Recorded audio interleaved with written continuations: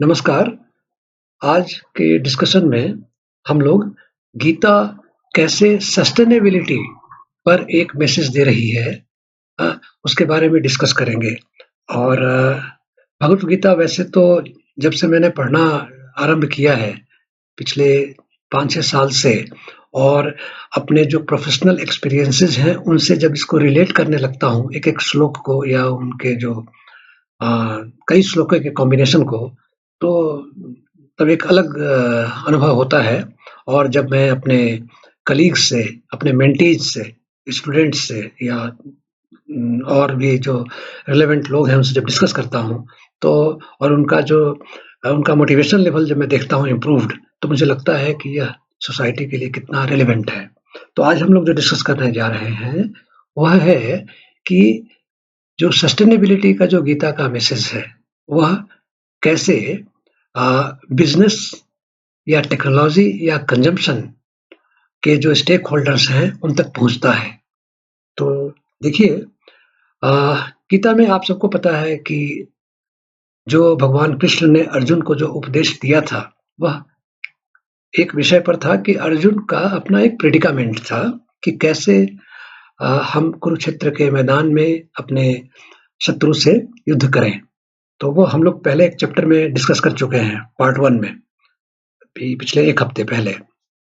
आज हम लोग डिस्कस करने जा रहे हैं कि अर्जुन का जो ये डिलेमा था, जो प्रेडिकामेंट था, वो इतना डीप था कि केवल भगवान कृष्ण के ये कहने से कि तुम्हारा कर्तव्य है लड़ना, तो तुम लड़ो, वह सफिशिएंट नहीं था। और इसके लिए भगवान कृष्ण को अ, बहुत प्रयत्न करना पड़ा। तो हर तरह के उनको हर तरह के एंगल से, हर तरह की दिशा से, हर एस्पेक्ट पर अर्जुन को उपदेश देना पड़ा, और अर्जुन के हर शंका का समाधान करना पड़ा। तब जाकर के अर्जुन कन्विंस्ड हुए थे कि हाँ, उन्हें यह युद्ध करना है। तो उसमें से एक जो हिस्सा है गीता का, उसमें भगवान कृष्ण अपने प्रोफाइल के बारे में, अपने बारे में अर्जुन को बता रहे हैं कि वो कौन है, वह क्या है। और बाकी चीज़ों के बारे में तो बताया ही है, जो हम कभी-कभी डिस्कस भी करेंगे, बट यहाँ वो बता रहे हैं कि वो कौन है। और जब अर्जुन को ये बताते हैं भगवान कृष्ण कि वो कौन है, और उसको फिर रिलेट करते हैं अर्जुन के मिशन से। अर्जुन का लाइफ में सबसे इम्पोर्टेंट मिशन जो है, वह क्या है, उससे रिलेट करते हैं। तो चलिए हम देखते हैं कि कैसे आज का जो अर्जुन है, क्योंकि आज के अर्जुन तो हम सभी प्रोफेशनल्स हैं, जो अपने-अपने कर्म क्षेत्र में लगे हुए हैं, कर्मयोगी की तरह। तो हम अपने जो हमारा मिशन है, वह कैसे भगवान कृष्ण से रिलेट करता है, इसको हम देखते हैं। और वह डिस्कशन में ऐसा मुझे लगता है कि हम उसको रिलेट कर पाएँगे सस्टेनेबिलिटी के इश्यू से भी। तो चलिए नेक्स्ट देखते हैं। ये 9th चैप्टर में श्लोक्स हैं, 16 नंबर है, 17 है, और आगे के स्लाइड में भी होगा। तो 16 नंबर जो श्लोक है, उसका मैं अब संस्कृत में उसका उच्चारण मैं नहीं करूँगा, केवल उस श्लोक का जो अर्थ है, उसको हम लोग डिस्कस करते हैं। तो 16th श्लोक में भगवान कृष्ण कहते हैं अर्जुन से कि मैं क्रतु हूँ, यज्ञ हूँ, स्वधा हूँ, औषधि हूँ, मंत्र हूँ, घृत हूँ, अग्नि हूँ, और हवन रूप क्रिया भी मैं ही हूँ। तो इसके थ्रू कृष्ण उनको, अर्जुन को ये मैसेज दे रहे हैं कि मैं ही, जो तुम क्रिया करते हो, जो यज्ञ करते हो। अब यज्ञ क्या है? हम जो कोई भी कार्य जब मनोयोग से करते हैं, तो वह एक यज्ञ होता है। उसमें हम जो भी सामग्री डालते हैं, जो भी अपनी मेहनत, जो इन्वेस्टमेंट करते हैं, वह वह हवन के लिए जो जो सामान डालते हैं, जो जो कई घी डालते हैं, कई तरह के पदार्थ डालते हैं, द्रव्य पदार्थ डालते हैं, तो वे सभी जो हैं, भगवान कृष्ण कहते हैं कि वो मैं हूँ। मैं ही वह सूत्र हूँ, मैं ही घी हूँ, मैं ही वह अग्नि हूँ, मैं ही सब कुछ हूँ। तुम जो कार्य कर रहे हो, वह मैं ही हूँ। अब इसके आगे देखिए भगवान कृष्ण क्या कहते हैं कि इस संपूर्ण जगत का धाता अर्थात धारण करने वाला मैं ही हूँ। कर्मों के फल को देने वाला मैं ही हूँ। पिता माता पितामह मैं ही हूँ। जानने योग्य मैं ही हूँ। ओम मैं ही हूँ, मैं ही हूँ। ऋग्वेद, सामवेद, यजुर्वेद भी मैं ही हूँ। यहाँ जब वो भगवान कृष्ण ये बातें कह रहे हैं, तो इसको मैं जब आज के परिप्रेक्ष्य में जब इंटरप्रेट करता हूँ, तो भगवान कृष्ण ये कहते हैं अर्जुन से कि तुम जो भी कर रहे हो, वह उसका अंतिम रूप मैं हूँ, वह मेरे लिए है। ठीक है? और जो जो तुम्हारा ज्ञान है वह भी मैं ही हूँ। तो जब मैं सब कुछ मैं ही हूँ, तो मैं कौन हूँ? मैं प्रकृति हूँ। तो कृष्ण अपने को प्रकृति से रिलेट कर रहे हैं। कृष्ण कहते हैं मैं प्रकृति हूँ। और आगे आप डिस्कशन में और देखेंगे कि प्रकृति और कुछ नहीं। प्रकृति की पूजा हमारे कल्चर में, हमारी संस्कृति में अगर पीछे के जो ग्रंथ हैं देखे जाए, या जो हमारी संस्कृति उसमें देखा जाए, तो प्रकृति की पूजा ही भगवान की पूजा है, अलग-अलग रूप में। तो भगवान कहते हैं कि मैं ही प्रकृति हूँ। तो जब मैं ही प्रकृति हूँ, तो पृथ्वी मेरा एक रूप है। और पृथ्वी की एजिंग तो हम लोग आज वैज्ञानिक रूप में सभी लोग जानते हैं कि पृथ्वी की एक उम्र भी है। और जब मनुष्य यहाँ पर है पृथ्वी पर, और मनुष्य जब उपभोग कर रहा है पृथ्वी की संपदा का, तो नेचुरली पृथ्वी की एक एजिंग प्रोसेस भी होगी। ठीक है? जब एजिंग प्रोसेस होगी, तो अब हम क्या कर रहे हैं? उस एजिंग प्रोसेस को एज प्रोफेशनल्स हम अपने बिजनेस के थ्रू, या टेक्नोलॉजीज के थ्रू, या अपने कंजम्पशन के थ्रू क्या कुछ नुकसान पहुंचा रहे हैं, यह जानना है। क्योंकि ये इम्पोर्टेंट तो है, बिजनेस इम्पोर्टेंट है, टेक्नोलॉजी भी इम्पोर्टेंट है। और शुरू से टेक्नोलॉजी हमेशा, साइंस और टेक्नोलॉजी जो है हमेशा हेल्प करती आई है ह्यूमैनिटी को। ठीक है? और फिर कंजम्पशन, कंजम्पशन के कारण ही एग्रीकल्चर के का आविष्कार हुआ। और एग्रीकल्चर के बाद जो बाकी प्रोसेसेस हैं, जो जो जो प्रोसीजर्स हैं, जो फूड प्रोसेसिंग है, या जो भी बाकी जो प्रोसेसेस हैं, उन सबका आविष्कार हुआ, उन पे डेवलपमेंट्स हुए। तो ये जो सारी चीजें हुई, ये हमारी ज़रूरतें थी। बट यही ज़रूरतें जब कभी किसी कारणवश जब सीमा के बाहर चली गई, तो उन्होंने अर्थ की जो एजिंग प्रोसेस है उसको फास्ट कर दिया, एक्सेलरेट कर दिया है। और इसीलिए आजकल हम लोग green house gases, carbon emission, ozone layer के depletion, water pollution, environment pollution, particulate matters, temperature rise की बातें करने लगे हैं। और हम ये ऑलरेडी प्रूवन हो चुका है कि कैसे किस किस तरह के बिजनेसेस ने, किस किस तरह की इमेच्योर्ड टेक्नोलॉजीज ने कंट्रीब्यूट किया है। इसमें टेक्नोलॉजी को दोष हम नहीं दे रहे हैं, क्योंकि वो एक लेवल का नॉलेज था साइंटिस्टों का, इंजीनियर्स का, जिन्होंने एक टेक्नोलॉजी एक खास समय के लिए बनाई। बट ये रियलाइजेशन थोड़ा लेट हुआ कि हाँ, उस टेक्नोलॉजी का ये नुकसान हुआ। तो हम लोग लर्नर हैं, लर्न कर रहे हैं। बट अब ये देखना है कि इतना इफेक्ट हो चुका है, तो स्लो डाउन कैसे करें एजिंग प्रोसेस को। अब ये जो गीता जो है वह कोई लीगल बाइंडिंग नहीं कर सकती। हाँ, गीता की समझ जो है वह एक इंडिविजुअल को, या एक सोसाइटी को, या एक प्रोफेशनल को, या इवन एक गवर्नमेंट को एथिकल थिंकिंग के लिए, एथिकल अप्रोच के लिए इनकरेज कर सकती है। और उस इनकरेजमेंट से वो फिर अपने आगे का रास्ता, जिसको एडमिनिस्ट्रेटिव शेप दे सके, वो तय कर सकते हैं। लेकिन सबसे इम्पॉर्टेंट है कि एज ए इंडिविजुअल क्या हम इंट्रोस्पेक्ट कर सकते हैं। और इंट्रोस्पेक्ट अगर करेंगे तो अपने बिजनेस के प्रोसेसेस में इसके इम्प्लीमेंटेशन पर कुछ काम भी कर सकते हैं, गवर्नमेंट को दिखाने के लिए नहीं, अपने को संतुष्ट करने के लिए।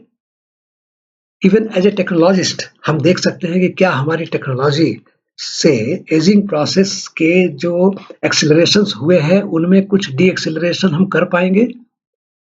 एज ए कंज्यूमर हम देख सकते हैं कि क्या हमारा कंजम्पशन कुछ इस लेवल का है कि ग्रीन हाउस गैसेस को इमिट कर रहा है। तो हम बेसिकली ये महसूस कर रहे हैं कि अगर हम नेचर को प्रेम करते हैं, मतलब हम कृष्ण को प्रेम करते हैं, ठीक है? तो अगर नेचर को प्रेम करते हैं, तो फिर हम कैसे अंदर इस बात को समझ करके कंट्रीब्यूट कर सकते हैं। ये एक मैसेज मैं समझने की कोशिश कर रहा हूँ और देने की कोशिश कर रहा हूँ।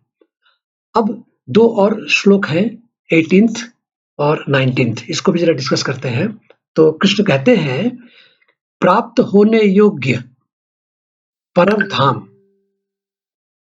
में मैं डेस्टिनेशन हूँ, ठीक है? आई एम सुप्रीम गोल, भरण पोषण करने वाला, सपोर्टर, तुम लोगों का रक्षक मैं ही हूँ, सबका स्वामी लॉर्ड मैं ही हूँ, शुभ अशुभ को देखने वाला मैं ही हूँ, सबका निवास स्थान मैं ही हूँ, शरण लेने योग्य मैं ही हूँ, प्रत्युपकार न चाहकर हित करने वाला, मतलब बिना एक्सपेक्ट किए हेल्प करने वाला, बिना एक्सपेक्ट किए विश करने वाला मैं ही हूँ, सबकी उत्पत्ति और प्रलय, मतलब बर्थ एंड डेथ, ठीक है? इवोल्यूशन एंड डिस्ट्रक्शन का स्रोत मैं ही हूँ, सोर्स मैं ही हूँ, ठीक है? स्टेटस को समझने वाला, उसका बेस मैं ही हूँ, ठीक है? सारे जो कारण है, जो रीजंस है, वो मैं ही हूँ। तो अगर मैं सब हूँ, तो अब आप थोड़ा इमेजिन कीजिए कि वो कौन है जो सब है। आप नेचर को ध्यान से देखें, आपका सारा existence it is because of nature, you learn through nature. आप आपका शरीर जो 5 तत्वों से बना है, 5 एलिमेंट से बना है, वो जब आपकी डेथ हो जाती है, उसके बाद जब आप बर्न हो जाते हैं या आपको मान लीजिए कब्र में भी डाला जाता है, तो वहाँ जब आप मिल जाते हैं, तो यही इन्हीं 5 तत्वों में विलीन हो जाते हैं। तो आप नेचर में ही मिल जाते हैं और नेचर से ही पैदा भी होते हैं। ये जो भी बायोलॉजी को पढ़ते हैं, जो साइंस को समझते हैं, वो आज ये सारी चीज़ें प्रूवन है। तो लॉर्ड कृष्णा कह रहे हैं कि वो मैं ही हूँ। तो जब मैं ही नेचर हूँ, तो फिर मुझे मेरे से जो ले रहे हो मुझे कैसे देना है, जिससे कि मैं मुझे प्रिजर्व कर सकूं। ये मैसेज जा रहा है सस्टेनेबिलिटी का। और अब 19th जो श्लोक है उसमें देखें, मैं ही सूर्य रूप से तपता हूं, I radiate heat as the sun. अब सन जो है नेचर का एक हिस्सा है, सारे ग्रह 9 ग्रह जो हमारे हैं वो सब नेचर के हिस्सा है। वर्षा का आकर्षण करता हूं। तो आजकल तो मेट्रोलॉजिकल डिपार्टमेंट कैसे मौसम का प्रेडिक्शन करता है, लेकिन उस प्रेडिक्शन में प्रेडिक्शन कर रहा है, बट जो प्रोसेस हो रहा है उसके जितने रीजंस हैं वो सब नेचुरल प्रोसेस से ही गवर्न हो रहे हैं। तो अर्जुन से कहते हैं भगवान कृष्ण कि मैं ही अमृत हूँ, मैं ही मृत्यु हूँ, और मैं ही बीइंग हूँ और नॉन बीइंग हूँ। तो बीइंग तो समझ में आ रहा है हमें सभी को, नॉन बीइंग भी है, हालांकि आज मैं कहूंगा कि सभी बीइंग है, बट उनका मतलब ये है कि जो अर्जुन को वो कह रहे हैं कि जो तुम्हारी नॉलेज का लेवल है, उस नॉलेज के लेवल से अगर तुम कुछ को बीइंग मानते हो, कुछ को नॉन बीइंग मानते हो, तो दोनों मैं ही हूँ। और ये बड़ा एक चैलेंज है हम सभी के लिए। हम सभी जितने इंजीनियर्स, साइंटिस्ट, टीचर्स, या इवन जो भक्त हैं, या जो अपने को भक्त नहीं मानते हैं, जो कहते हैं कि हम तो किसी भगवान को नहीं मानते, किसी को नहीं मानते, वो भी, वो सभी जो है इस बात को महसूस करेंगे कि forget about religion, but if you believe in nature, if you are thankful to nature, you should care for nature, right? तो यही यहाँ पर मैसेज दे रहे हैं लॉर्ड कृष्णा उनको, अर्जुन को। तो अब मेरा इंटरप्रिटेशन देख लीजिए कि मैं क्या कहना चाहता हूँ कि today we need to improve yesterday's technology for tomorrow, for effective effort for sustainability. अब इसका मीनिंग क्या है? ये उन टेक्नोलॉजिस्ट्स के लिए है, उन इंजीनियर्स के लिए है कि वो अपना जो प्रोडक्ट का या जो सर्विसेज का जो बेंचमार्क एस्टेब्लिश किया था कि कस्टमर सेटिस्फैक्शन, तो please consider nature also as a customer. तो क्या होगा कि नेचर को सेटिस्फैक्शन के लिए, अब नेचर का सेटिस्फैक्शन तो बड़ा मुश्किल काम है, बट एटलीस्ट जो आज आप कर रहे हैं उससे एक लेवल हायर का तो बेंचमार्क क्रिएट कर सकते हैं और उसके हिसाब से स्पेसिफिकेशंस बना सकते हैं अपने प्रोडक्ट का, एंड देन उसको अचीव करने के लिए जो रिसर्च करना है, तो you need to put a lot of research efforts to improve the quality of your technology which can help sustainability, right? अच्छा, यही चीज बिजनेस में भी है कि बिजनेस में आप जो है कर रहे हैं प्रॉफिट के लिए कर रहे हैं, दैट्स गुड, बट आप क्वालिटी मेंटेन करना चाहते हैं अगर, तो आपको प्रॉफिट की तरफ ध्यान न देके क्वालिटी की तरफ ध्यान देना है, ऑफ कोर्स ब्रेक इवन ला करके। बट अगर प्रॉफिट को ही मोटो मान लेंगे तो क्या होगा, आप ग्रीड की तरफ बढ़ जाएंगे और ग्रीड की तरफ जाते ही एक्सप्लॉयटेशन होने लगेगा उन नेचुरल सोर्सेज का गलत तरीके से। फिर आप अपने कस्टमर्स को गलत चीजें देंगे जो आजकल हो रहा है और कई जगह कई प्रोडक्ट्स में, और जब कस्टमर को गलत चीज देंगे तो कस्टमर की अपनी एज कम होगी, कस्टमर को बीमारी होगी तो फिर cascading effect we all know, so I don't need to discuss so much details, right? So technology, business और कंजम्पशन, ये तीनों अगर केवल नीड के लिए हो तो ये वंडरफुल, बहुत बढ़िया है, बट अनफॉर्चुनेटली ये कन्वीनियंस के लिए भी है।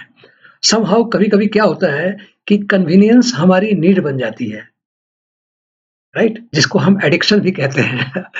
तो बड़ा एक फाइन बैलेंस इसमें क्रिएट करना है। तो ये एक इंट्रोस्पेक्शन की चीज है हर इंडिविजुअल के लिए।